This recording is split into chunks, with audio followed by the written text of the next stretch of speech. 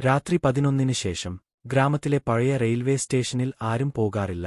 അതിന് ഒരു കാരണമുണ്ടെന്ന് എല്ലാവരും വിശ്വസിക്കുന്നു. അജിത് ആ കഥകൾ കേട്ടിട്ടും വിശ്വസിച്ചില്ല. ഒരു സ്റ്റേഷൻ, ഒരു പഴയ ട്രെയിൻ, അതിൽ എന്ത് രഹസ്യം? അവൻ ചിരിച്ചു. എന്നാൽ ആ രാത്രി കൂട്ടുകാരുടെ വെല്ലുവിളി സ്വീകരിച്ച് അവൻ ഒറ്റയ്ക്ക് സ്റ്റേഷനിലേക്ക് നടന്നു. മഞ്ഞ് നിറഞ്ഞ പാത, ദൂരത്ത് ഒരു വിളക്ക് മിന്നുന്നു. സ്റ്റേഷൻ അടഞ്ഞിരിക്കണം, പക്ഷേ വാതിൽ തുറന്നിരുന്നു. അകത്ത് കയറിയപ്പോൾ സമയം നിശ്ചലമായതുപോലെ തോന്നി. മതിലിലെ ഘടികാരം 11:47 നിൽക്കുന്നു. അപ്പോൾ അജിത് ഒരു ശബ്ദം കേട്ടു, പഴയ ട്രെയിൻ വരുന്നതുപോലെ. ഇവിടെ ട്രെയിൻ വരില്ലല്ലോ, അവൻ സ്വയം പറഞ്ഞു.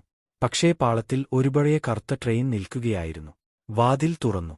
അകത്ത് ആരുമില്ല. അജിത് ധൈര്യമായി അകത്ത് കയറി. സീറ്റുകളിൽ പൊടി, ജനാലകൾ മങ്ങിയ കണ്ണാടി പോലെ. അപ്പോൾ ഒരു സ്ത്രീയുടെ ശബ്ദം പിന്നിൽ നിന്നു. ടിക്കറ്റ് എടുത്തോ? അവൻ പെട്ടെന്ന് തിരിഞ്ഞു. ആരുമില്ല. ആരുമുണ്ടോ? അവൻ ചോദിച്ചു. ശബ്ദം വീണ്ടും, ഇവിടെ കയറുന്നവർ തിരിച്ചു പോകാറില്ല. ട്രെയിൻ സാവധാനത്തിൽ നീങ്ങാൻ തുടങ്ങി. അജിത് വാതിലിലേക്ക് ഓടി.